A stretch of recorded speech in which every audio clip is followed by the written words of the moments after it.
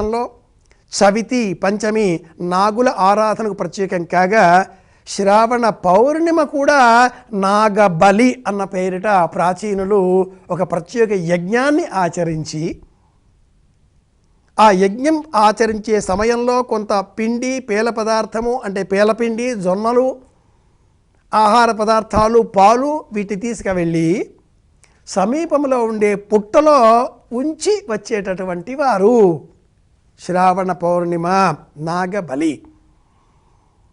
అలా సర్పాలకు ఒక ప్రత్యేకమైన కేంద్రం ఏర్పాటు చేయడంతో అవి అక్కడికి వెళ్ళేవి. అనంతరం భాద్రపద మాసంలో కూడా నాగులతవి ఆరాధన కొనసాగిస్తూ శివుడు శివకుమారుడు నాగ ఆభరణుడు శివమూర్తివి గణనాథ నువ్వు శివుడి కుమారుడవి గణనాథ.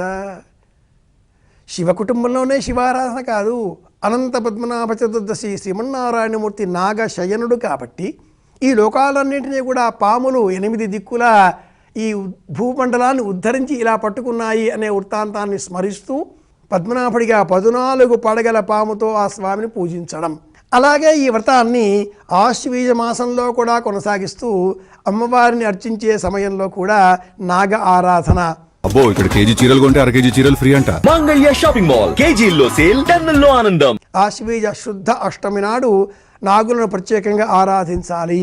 అలాగే చివరగా కార్తీక మాసంలో శుక్లపక్షంలో చవితి తిథి నాడు అర్చన చేసినట్లయితే శ్రావణ మాసంలో ప్రారంభం చేసిన అర్చన కార్తీక మాసం చవితితో పరిసమాప్తం అవుతుంది.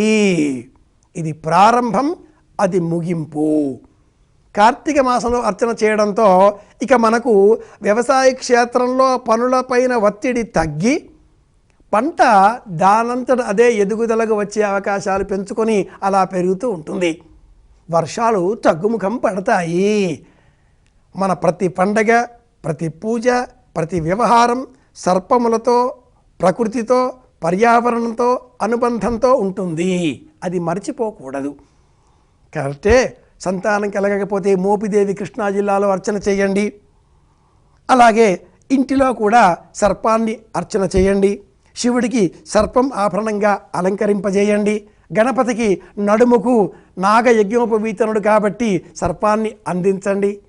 ఎక్కడ చూసినా ఏ విధంగా చేసినా XY క్రోమోజోముల్లో ఉండే ఆ Y క్రోమోజోమ్ అది కూడా సర్పానికి ప్రతీక, సంతానానికి ప్రతీక.